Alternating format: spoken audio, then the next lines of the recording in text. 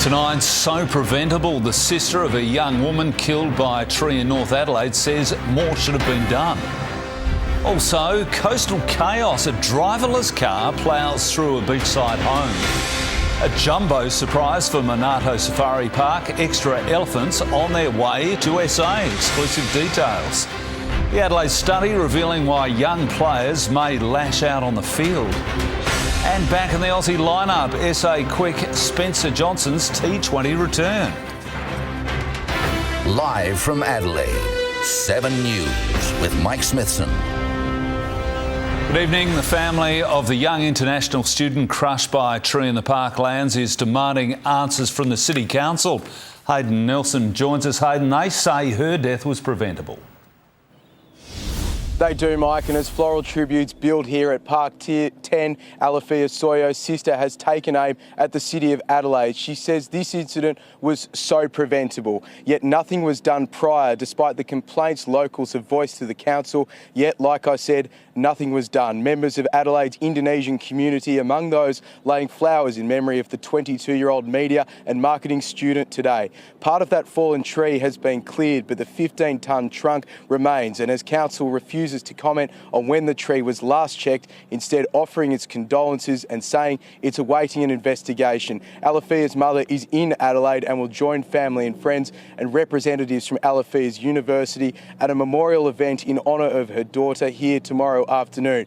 But it's friends in her home city of Jakarta who want her body repatriated to Indonesia in a timely manner so they can give her a proper send-off. They've launched an online fundraiser to cover the expensive operation to repatriate her body. Mike, tomorrow an Olympic qualifying walking event will be held here at Park 10, but we've been told marquees will be placed away from the trees and spectators urged to stay clear of the gums. Mike. Thanks, Hayden. The driver of a brand new four-wheel drive's had the afternoon from hell after his new ride rolled down a hill at Carricalinga and through a house. Nobody was home at the time, but the two-storey house has been left in ruins. They're the bonus sea views that weren't in the original designs. There was just this massive bang, like a really, really loud noise, and we thought that perhaps a tree had fallen down. It was 1:30 this afternoon when the owner of this Nissan Patrol was parked on a lookout taking photos, and that's when things went downhill and quickly. When he turned around, his four-wheel drive was plunging down this hill through a reserve and then straight through this Carricalinga home. He kind of chased the car down and then just looked utterly shocked. Utterly shocked. Neighbours raced out when they heard the smash, but by a stroke of sheer luck, no one was inside the home or, of course, the car. Its owner still at the top of the hill. Everyone was just kind of a bit frantic, but relieved that no one had got hurt. But the house is, well, it's half a house. Neighbours have told 7 News the holiday home's owned by a woman who lives closer to the city. Emergency services have cordoned off the site due to the risk of asbestos ahead of what's set to be a mammoth clean-up. Elspeth Hussey, 7 News. 2 workers have been rushed to hospital after being crushed between 2 semi-trailers at Nova Gardens. Emergency services were called to the Fielders Steel Factory on James Melrose Road just before 9 this morning. Both were taken to the Royal Adelaide Hospital. 1 worker was treated for minor injuries and was released. The other worker remains in hospital. SafeWork SA is investigating. Well, 7 News can exclusively reveal Minato Safari Park will be welcoming more elephants, along with Permai and Putra Mas from Perth and Burma from Auckland. Another 2 elephants from Sydney's Taronga Zoo will soon be calling South Australia home. They're the 3 elephants that have everyone talking. Now they've got 2 more mates on the way, set to join them in a new home at Minato. It will mean we'll have a herd of 1 male and 4 females, which is absolutely ideal from a social structure setting. The additional newcomers will be heading here from Sydney's Taronga Zoo. It's hugely exciting. It's been 30 years since there's been an elephant in South Australia. But they're unsure which pair out of its 9 Asian elephants will make the mammoth move. We really need to see how our 3 bond and the relationship and then at the time have the discussion with Taronga about their herd structure and therefore which two we think are going to best suit the groups. It's unlikely we'll see the first of the herd arrive here until the end of the year, when Burma will cross the ditch from Auckland. She'll be joined by Permai and Putumus in autumn next year. We all are focused on getting the best outcome for the elephants. The new enclosure at Minato will be nearly twice the size of that at Adelaide Zoo, giving our herd of elephants plenty of room to roam around. Work on the new habitat is well underway, thanks to the generous donations from South Australians, raising over $2.4 million. They're able to make any donation that they like, all tax deductible, and know that it is going towards a really, really good cause. Donations can be made on the zoo's website. Madison Stanley, 7 News. Police have seized drugs and firearms after raiding multiple properties at Waikerie and Blanchetown in the Riverland. 3 people have been arrested and another 4 reported. More than 100 cannabis plants were seized along with 50 grams of methamphetamine. Officers also found 6 gel blasters, over 500 rounds of ammunition and other prohibited weapons. Well, there's some new relief at the Bowser tonight for older South Australians struggling with the cost of living. Seniors card holders can now save 4 cents per litre under a new deal between the government and United service stations. The cost of living crunch has retirees like Rod Cross under the pump. And then your fuel gauge is starting to go down, down and down, and you are waiting basically for these dudes to put their price down before you put anything in it. So I've been known to put in $20. The longer it goes on, who knows where we'll end up. But now they can fill up at one of 30 United service stations, including 6 regionally, and receive a discount of 4 cents per litre. That's not reliant upon a shopper docket, that's not reliant upon going to a particular supermarket. Helping stretch their dollar and their mileage. Money doesn't come easily, so any conservation of those dollars is fantastic. It can range anywhere from $2 up to $4, depending on the size of the tank. Anyone with a seniors card can apply online for a digital or physical United Fuel discount card to start filling up. They can do that once per day to a maximum of 150 litres. Seniors card has 415,000 members. That's over 90% of eligible people taking up the seniors card program in South Australia. Which means some people could be missing out on this deal and plenty more. While there are no plans yet to extend the discount to young families, the Minister hinted at other cost of living relief in the next budget, but that's still a few months away. And for seniors without a car, With your seniors card, you can also access free public transport 24 hours a day across the metropolitan area. Ashley Kanowski, 7 News. Port Adelaide has thrown open the club's doors at Alberton Oval, giving fans a chance to see its new facilities. Of course, Gertie Spurling's in the thick of it down there. Gert, the open day's drawn a massive crowd. Smitho, thousands have turned out to get up close and personal with their favourite players and, of course, to tour the club's new high-performance centre and community hub precinct. The state-of-the-art $25 million facility is the new home for training and recovery for the club's AFL, AFLW and SANFL teams. It also boasts 2 basketball courts and a soccer pitch. To have a world's best practice high performance centre has a ripple effect right the way through the club and the community. For supporters, seeing their footy heroes has no doubt been the highlight. The players have been signing autographs, having a kick with the kids. There will also be a Guernsey presentation in front of the Port Faithful later this evening. Smitho.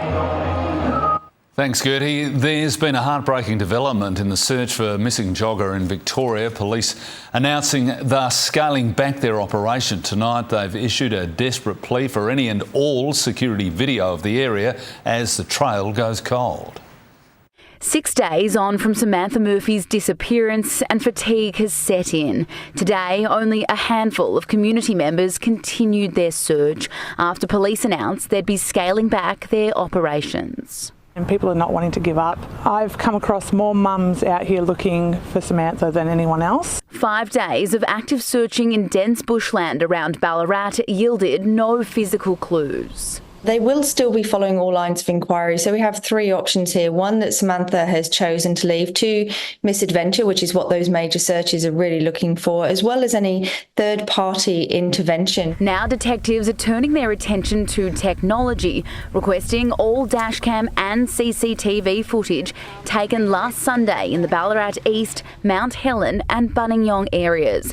The only piece of evidence investigators have so far is Mrs. Murphy's phone, which pinged at Buninyong, 14 kilometres from her family home on Sunday afternoon.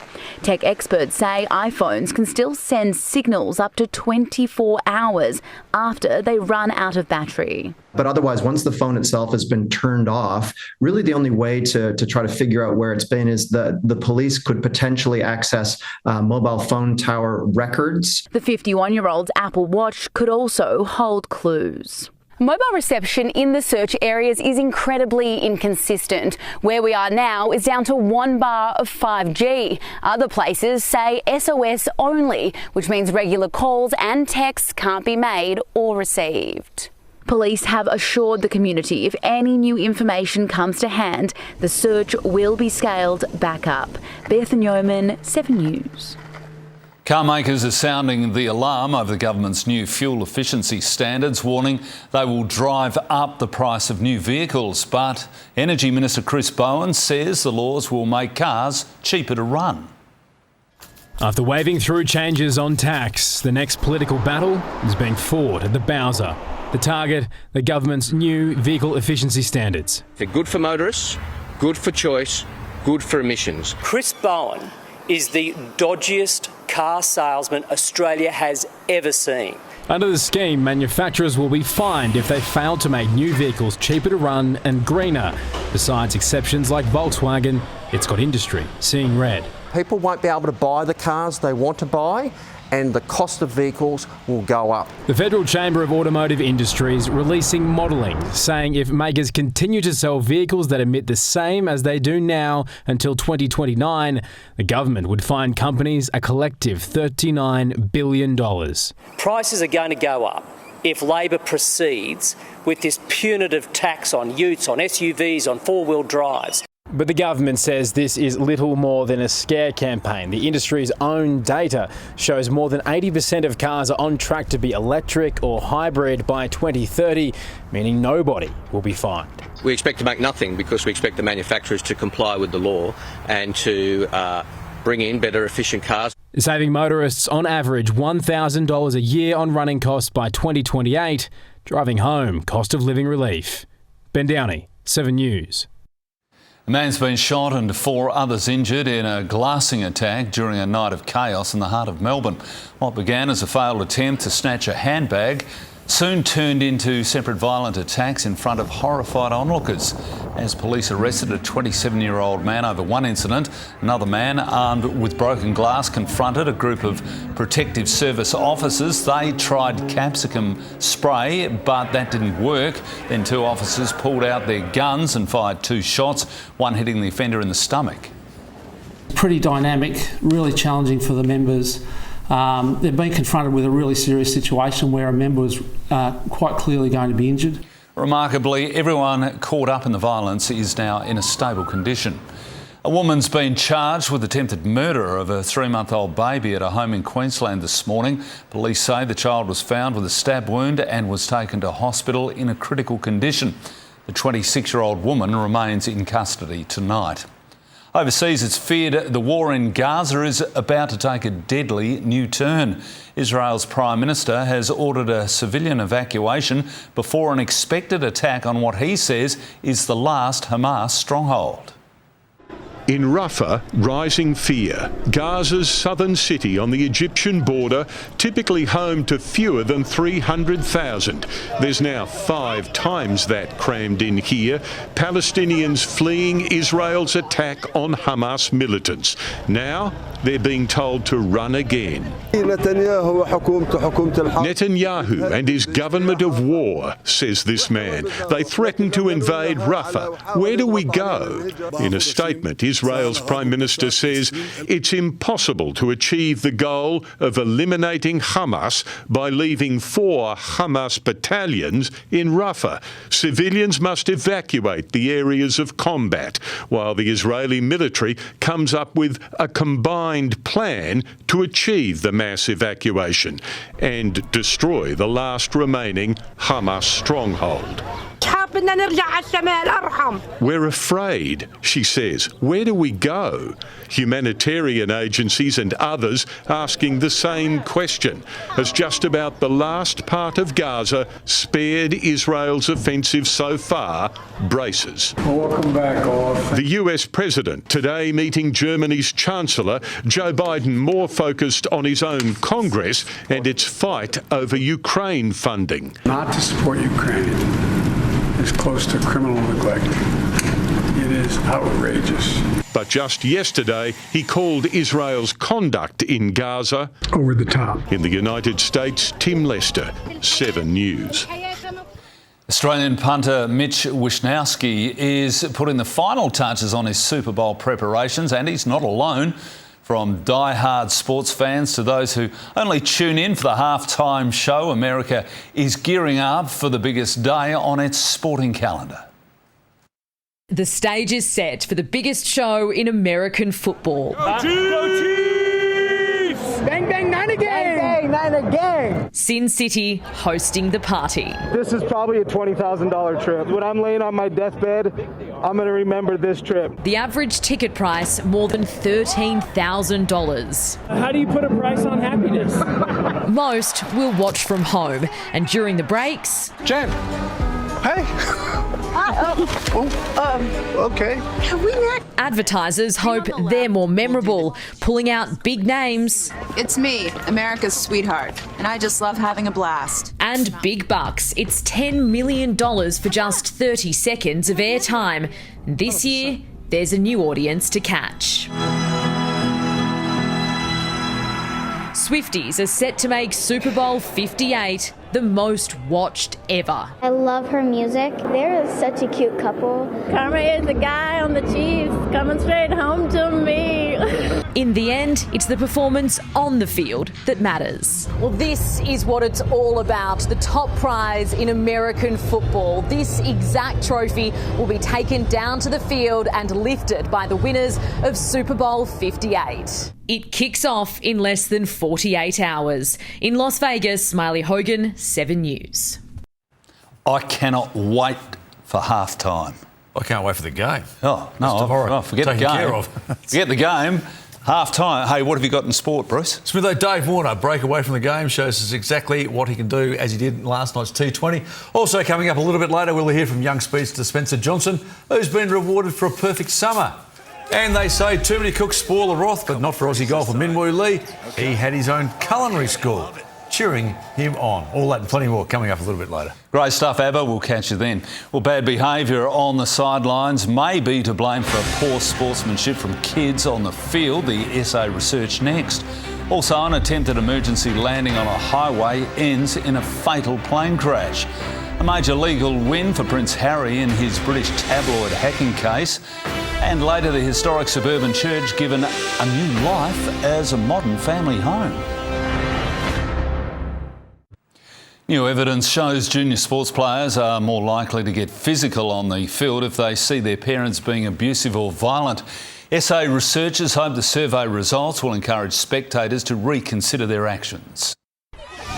It's white line fever on the other side of the line. Parents behaving badly at children's sport. What is going on? And researchers say their aggression is rubbing off on their kids. Pushing opponents down, not helping people off of the ground if they've fallen, purposefully hurting an opponent. A group of 12 to 17-year-olds took part in the UniSA study, which found they're more likely to become violent or abusive if spectators are. The passion just changes and people go in much harder and to tackles that they wouldn't usually do. They think it's appropriate or acceptable to engage in those behaviours. Almost 70% of participants admitted seeing negative behaviour from their parents. Junior clubs say it's become a major issue. She was a coach who's also a parent, came running onto the pitch and fly kicked one of the players. Legit, horrendous. Game was abandoned, police were called. Knowing how seriously some parents take their kids' sport, researchers say it's important to remember how impressionable young players can be. So if you don't want to put them off for good, it's crucial to be a good role model. Their advice: avoiding shouting instructions from the sidelines, keep comments about your child and others positive, and keep the emphasis on having fun. It's easy to get carried away with what's happening in the game, but as a parent you do have to try and rein in your feelings sometimes. Ashley Kanowski, 7 News. Some great advice. Well, at least 2 people have been killed after a pilot failed to make an emergency landing on a major highway in Florida's southwest. The plane crashed down, hitting a car and becoming a fireball. It was a Bombardier Challenger 600 business jet with 5 people on board. The pilot told a nearby airport control tower he wasn't going to make it because his plane had lost both engines moments before the crash. Rescuers in the Philippines have pulled a little girl alive from the rubble 60 hours after she was buried by a landslide. She was rushed into the arms of her father before being taken for a checkup. It's given teams hope as they continue their search for survivors. 15 people were killed in the disaster. Prince Harry has won substantial damages in his case against a British newspaper. The Duke says former editor Piers Morgan knew what was going on when the royal's phone was hacked. After becoming the first senior royal to give evidence in more than a century, today Prince Harry spoke through his lawyers. We have uncovered and proved the shockingly dishonest way in which the Mirror acted for so many years and then sought to conceal the truth. The Duke winning a settlement before a trial, what are described as substantial damages and legal costs, at least $750,000 to be paid by the Mirror Group for hacking Harry's phone and hiring private investigators to trail him for 115 tabloid stories. The Prince says the then Mirror editor knew perfectly well what was going on. That editor, Piers Morgan. Invading the privacy of the royal family is utterly reprehensible. And on that, I share Prince Harry's opinion. I just wish he'd stop doing it. The Mirror's owners today saying, "We apologise unreservedly." Prince Harry's legal crusade isn't over. He still has cases pending against the Daily Mail and Murdoch-owned titles The Sun and News of the World. The Duke says his mission continues and he will see it through to the end. Capping off a week that saw Harry learn his father has cancer, jetting across to London for 24 hours, returning to California to appear at an NFL awards show. As his quest to settle scores at home goes on. In London, Hugh Whitfield, 7 News. In the City of Churches, a heavenly slice of real estate has hit the market after a makeover on a former place of worship. That's next. Also, doctors infecting patients with the virus to target and destroy cancer cells. Aussie superstar Margot Robbie steals the show at the ACTA Awards. And later, how cash-strapped workers are doubling up to make ends meet. It could be the holy grail of real estate, but renovating a church requires more than a little devotion. Tonight on Selling SA, we look inside the latest place of worship to be given a new lease on life at Birkenhead. It's God's home, but it could be yours. Lots of weddings, baptisms, christenings, very momentous occasions have happened within the 4 walls of this building. Opened in 1926, the Birkenhead Methodist Church served the community until the early 90s, when it became the local Scout Hall. But in the past couple of years, it's undergone an almighty transformation. We've got beautiful high ceilings, the double glazed windows, 2 beautiful bedrooms upstairs, both with walk-in robes. Downstairs is very much the open plan sort of like living, cater for the family gatherings. You've got a beautiful entertaining area out the back. This church isn't heritage listed, so the vendors admit it would have been far easier to knock down. Instead, what you see now is the result of 18 months of planning and renovations to preserve as much as they could. No, they definitely had the vision to go, this could be a really beautiful, unique family home. Now check this out. And after more than $200,000 in renos, this hallowed ground is expected to fetch north of $800,000 when it goes under the hammer next weekend. We have had quite a few people come through and go, oh my goodness, I remember this as a church. Oh my goodness, my parents got married here. It's just been remarkable. Might see you in church. Jasmine Turlings, 7 News. An Australian company is offering hope to cancer patients with a new treatment it says will play part of future oncology. It uses a specially designed virus found to kill tumours in phase 1 trials.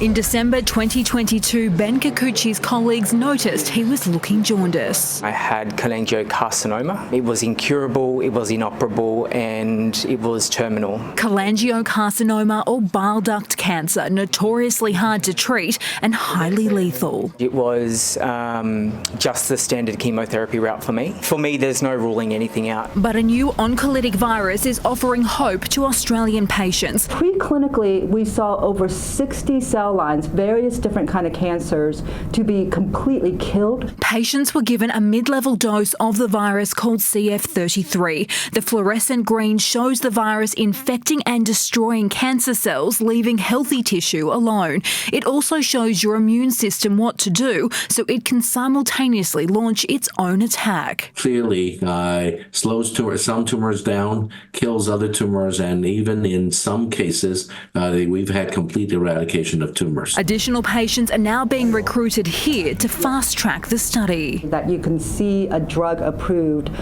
earlier than that 5-year marker.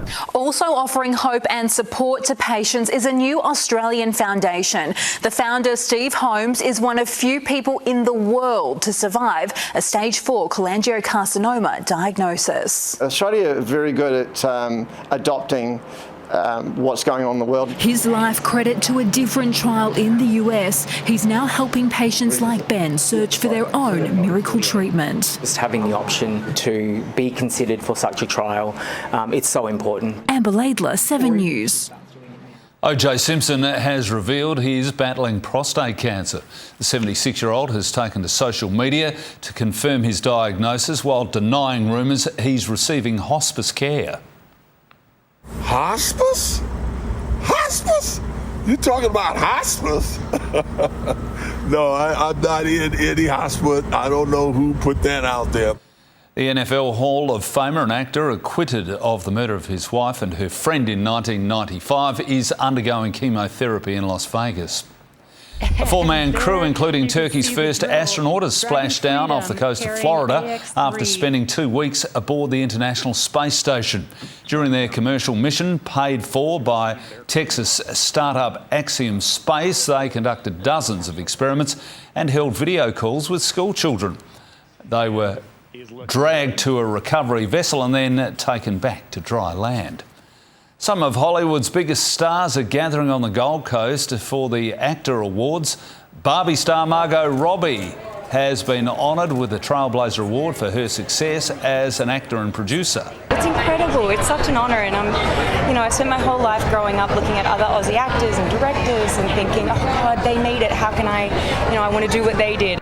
I love Margot. Also joining her on the red carpet, Kate Blanchett, who stars in Warwick Thornton's The New Boy. It's the first time Gold Coast has played host to the awards. The cost of living crisis is forcing more South Aussies to branch out, securing a second income to make ends meet. That's coming up next. Also, Pink's Australian concert stopping surprise as a fan goes into labour. And the challenges ahead as Australia relies more and more on electric devices. The cost of living crisis is forcing thousands of Australians to take on a second job. It comes as financial hardship around the country reaches record levels, with more than half of homeowners now in mortgage stress. As the cost of living continues to soar, the Murray family are just one of thousands taking up a second job just to make ends meet. He's taking a couple casual shifts on evenings and weekends. Yeah, which is tough because we've got one on the way and I'm tired. Missing out on the special moments. When you want to spend time with the kids, it's quite hard. More than 70% of Australians say the cost of living is their main concern right now. 56% aged between 35 and 44 are likely to take up a second job this year. Others are getting a bit more creative, a little side hustle, it might be recycling old furniture and selling it. Business owners are hurting too, searching for a second source of income to tackle surging prices for materials and transportation. If we hike up our price, we're not going to sell. I really have to, hustle. Without two jobs, I feel like it's very difficult for us to sustain. Feeling the pinch at every turn. Around the country, financial hardship is now at record levels. More than half of Australian homeowners are in mortgage stress, falling further behind on their bills every month. With no sign of slowing down, there are ways to make it easier. A secondary income that doesn't rely on you having to leave the house, at least for the next 12 to 18 months, because I don't think anyone's seen an end in sight. Tyra Stowers, 7 News. Australia is in the middle of an electrification revolution, from off-grid homes and carbon-neutral kitchens to alternative transport. But change comes with challenges, of course, so don't miss that story a little later in 7 News. Pink's 20 concert tour of Australia has kicked off in unique fashion. The pop superstar was forced to put the show on hold for 40 minutes, fearing a pregnant fan in the crowd was about to give birth. She's the pop rock icon who's always been a showstopper. But on the opening night of her tour Down Under, Pink was forced to put her own show on hold for what she thought was the birth of her newest fan. Somebody's having a baby? Oh my God! Just 40 minutes into the sellout summer carnival, Pink was told a pregnant fan was in labour. Everyone give her privacy. A crowd of 35,000 cheered on as the superstar suggested some names. Is it Alicia or Alex being born? There was no time for a family portrait. Instead, Pink wished the woman well. Congratulations! As she was escorted out in a wheelchair. Good luck! It's gonna be great! It got the party started, but today wasn't the day. Paramedics confirming she had just fainted and went home, not to hospital. I went to go to one of her concerts, but I was heavily pregnant with her, so I thought I'd better not. On hindsight, I should have done it. Tonight will be Pink's second show of 20 as she tours Australia for the next 6 weeks. It's been 6 years since the superstar has been to Australia, but these super fans are happy to wait just a little longer to snag the perfect spot. 4:30 from home, yeah. And what did you bring with you? my phone and a milk crate. My mum and sister really like Pink. They're coming down from Canberra. I just thought I'd come down here and reserve the spot. We do love her, but I think we're just crazy. Lucy McLeod, 7 News. A much-loved Aussie chocolate bar is making a comeback, but it's not as we know it. Adelaide confectionery company Men's is resurrecting the Polly Waffle, which was discontinued 15 years ago. Polly Waffle Bites, a snackable bite-sized version of the marshmallow wafer bar, will hit the shelves in April. Bruce is more of a Turkish delight man, I believe, but Flake fan. Well, whatever. Hey, Bruce, the Aussie T20 side's in town for tomorrow's clash at Adelaide Oval. Smitho, and a familiar face, and it just goes to show what a breakaway from the game can do. Dave Warner was on fire last night. Also coming up after the break, we'll chat to South Aussie quick Spencer Johnson, who'll make his home international debut against the Windies. Reds boss Carl Viet makes an emotional plea for one of his brightest stars. And proof that golf can be fun even when you're not playing. When big news events happen, turn to 7 News. As it unfolds, you'll see it live. Police reporter Hannah Ford joins us live. The terrifying attack happened here. Chilling new details about the murder of a mother and son. King Charles is facing a new health battle. Be first to know with 7 News. Welcome back. South Aussie tearaway quick Spencer Johnson will make his return to the Australian side for tomorrow night's T20 game against the West Indies. It caps off an incredible summer for the Redback, who won a BBL title with the Heat and signed an eye-watering IPL contract. It's the summer of Spencer. After an incredible BBL campaign with Brisbane, a return to the Aussie lineup seemed inevitable. I think when I played last year in September, I think I'm a different player now. I've had a bit more success in the Big Bash, so definitely ready to go. Just 18 months ago, Johnson was working as a landscaper. Today, he's one of the most in-demand white ball bowlers in the world after signing a $1.8 million IPL deal with the Titans. Yeah, when you sit back and think about it, it's pretty ridiculous, but I'm here now and just keep going. Tomorrow night will be the perfect audition for a spot at the T20 World Cup, and the West Indies are the perfect opponent. Although they lost, last night they pushed the Aussies right to the end in Hobart.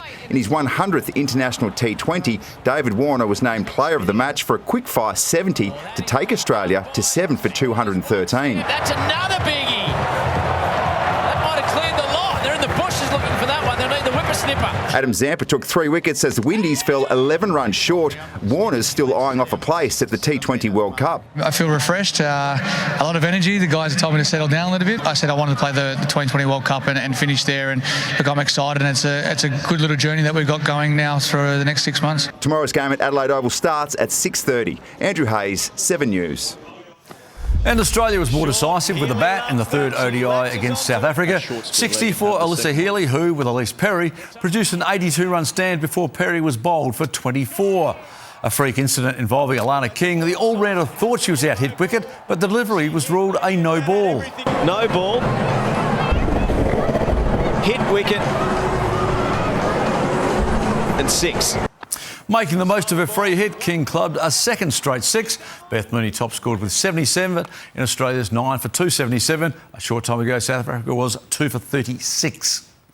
Port Adelaide has unveiled its new $25 million training facility, which will also be shared with the local community. Skipper Connor Rosie was on hand to guide the public on a personal tour of the new locker rooms, gym, indoor training pitch and basketball courts, which will be available for public use. With a world-class facility ready to use, expectations of the field are high. You know, we're there to win. We're there to win every game we possibly can. So that doesn't change. There is never an excuse for on-field performance. The Power will play an internal trial on Friday night. Adelaide United coach Carl Veart admits the expectation on Nestor Irankunda has taken its toll on the talented teen since his move to German giants Bayern Munich was confirmed in November last year. Last night, the Reds were held to a 3-3 draw by Perth after throwing away a 2-0 lead. Nestor Irankunda looks like a 17-year-old with the weight of the world on his shoulders. If I'm brutally honest, Nestor hasn't been anywhere near his level this year. He just has to start going back to enjoying his football. I just don't see enough happiness from him at the moment. He was better off the bench in United's 3-3 draw with Perth, but Adelaide United boss Carl Veart believes not everyone wants to see him succeed. Unfortunately, in this country, instead of getting behind them and trying to help them, you know, people will want to knock them down. Veart made 4 changes to his starting 11 and got an instant return. The Reds raced to a 2-0 lead inside 18 minutes, but like so many times this season, their inability to do the simple things cost them. Perth piled on 3 unanswered goals to lead with less than 10 minutes to play. Stephen Mork missed from the spot but was bailed out by a teenager playing just his second game. A result that does little to relieve the mounting pressure. This is what happens when you're struggling to find a win. Next up, Sydney away on Saturday. Robbie Cornthwaite, 7 News. The Adelaide 36ers are now officially out of playoff contention after a tough 18-point loss to the Bullets in Brisbane. The Sixers couldn't stop former player Nathan Sobey, who starred with 37 points. Look, it's devastating to me. I honestly thought we'd come in here and win this game. Now for us officially to be over as far as not making the finals, well, maybe we can help influence something else. Adelaide's last game of the year is against the Breakers next Sunday at home. Minwoo Lee's quickly become a cult favourite on the PGA Tour, and it was very clear at the Phoenix Open. Dozens of fans decked out in chef's hats, inspired by Lee's motto, "Let him cook." Followed the Australian Open champs every step, finished 2 under par midway through at TPC Scottsdale. The infamous party hole 16th definitely living up to its reputation this morning. The belly slide. That's going to take a cleanup in aisle 9. Rain delays meant Nick Taylor took 2 days to complete his first round. Of course, record 11 under 60 to co-lead with Andrew Novak at 12 under. While over in Las Vegas, John Rahm's lurking 2 shots off leaders Bryson DeChambeau and Dustin Johnson after a 7 under par second round at the Liver event. Aussie Molly Picklum is already staking a claim as a serious surfing world title challenger. The 21-year-old again produced the highest scoring heat at the season opening event at Pipeline, booking her place in the quarterfinals with a 15.50. You knew that 8 section was going to throw. I just feel like in good energy with it, like the waves kind of just come and I'm just here ready to ride them. I don't know. The famous break is never an easy task. Just ask Brazil's Luana Silva. After this wipeout, none of the other 4 Aussie women made it out of the round of 16. That's small pipeline and I'm still scared. That's our sport. Have a great night. I know, though, I certainly will be. Yes, Bruce, fabulous grandparenting news for you and Annette. Congratulations. Your beautiful daughter Imogen and Nathan, there they are with a little baby Jack having the first few days of life. Of course, there's Jack. He's watching you present sport there by the looks of it. That's what a lot of people do when they watch you. And fascinatingly, he's got more hair than I have already. And he's making so many visits, he's already a serial pest down at the hospital. But congratulations too. Good on you, Brucey. Well, we've been given a taste of what a fully electric Australia could look like, from utes to kitchens and even the world's first electric surfboard. But there are still some major barriers to break down before we get behind the big change. The Everything Electric Expo is exactly as the name suggests. This is all available now, technology. The future is here, it's just not evenly distributed. There's an overwhelming number of electric things to consider, from the Southern Hemisphere's biggest EV test site to off-the-grid electric houses and carbon-neutral kitchens and alternative transport, including the electric bicycle boom. They're certainly like replacing car trips. So, for example, that bike you're on, this is the bike that I use to pick up my kids from school. So I'm already replacing 2 trips a day with that bike. Most people save between $2,000 and $5,000 a year just by reducing trips. While everyone here is preaching electric power, they're aware there are still a number of issues with fully electrifying Australia. Well, the biggest barrier for this sort of stuff is, I'm afraid to say, psychological, not technological. It is that uncertainty, and people are like, well, how do I live my life with this? Which means some EV manufacturers aren't distributing to our country. There are fewer than 50 models available here, hundreds elsewhere around the world. Another challenge facing the sector is the demand for charging. I'm told there's something like 1 public charging station for every 30 of these electric vehicles. Solving that issue is a priority for a number of energy companies. Within New South Wales, we need 30,000 curbside chargers. Then there'll be more demand for electric vehicles. Once everyone's on board the electric wave. Tom Hartley, 7 News. And we'll have all the weather details with Gertie right after the break. It's set to warm up over the next couple of days. Before a cool change arrives, I'll have your weather forecast live from Port Adelaide's Family Day. Time for the weather now. Gertie joins us again from Alberton. And Gert, it's been a warm day and it's heating up again tomorrow. Smitho, a real burst of summer heat is on the way. Today was warm, but not warm enough to stop all the fans here from getting out on the Oval and having a kick with their favourite players. Hundreds lined up for autographs as well, and the Guernsey presentation isn't far off now either. In the city, it is currently 29 degrees. We hit a top of 31.1 after a low of 15.3. It was dry and mostly sunny across the state today. A trough did trigger some thunderstorm activity over parts of the far north. It was up to 3 degrees above average in the north and west, but about on target further south. It reached 33 in Renmark, 30 in Naracoorte. A high-pressure system's driving the warmth over the state today. As it heads east, a hot air mass will build before a trough triggers a cool southerly change mid-next week. Interstate, a possible shower on 26 for Sydney, a shower or 2 for Brisbane, sunny and 33 for Melbourne, 26 for Hobart, 35 for Perth. Isolated showers and thunderstorms are a chance about the far northeast, 39 for Coober Pedy and Roxby. Early morning fog patches are a chance about the lower southeast district, 27's the top for Port Lincoln, Edithburgh and Victor, 37 for Port Pirie, 36 for Clare, 29 for Kingscote, 31 for Mount Gambier, and there's a flood warning in place at Inaminka. In the city, dropping down to 15 degrees overnight, 33's the top. On Metro Waters, southeasterly winds turning southwesterly and reaching 20 knots with seas around a metre.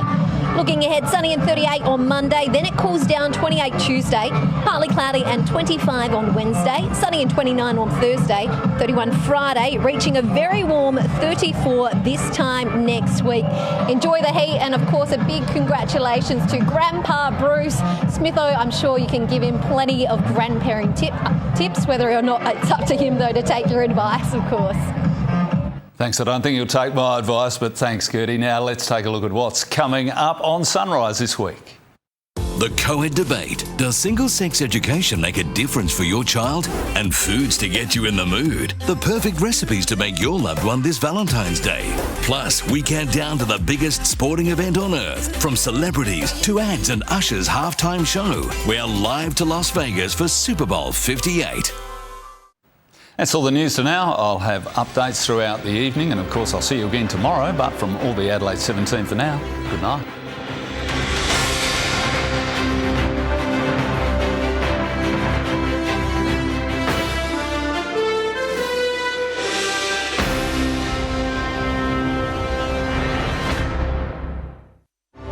Stream 7 News anytime, live and on demand on 7 Plus and with 7news.com.au. You'll know the news now.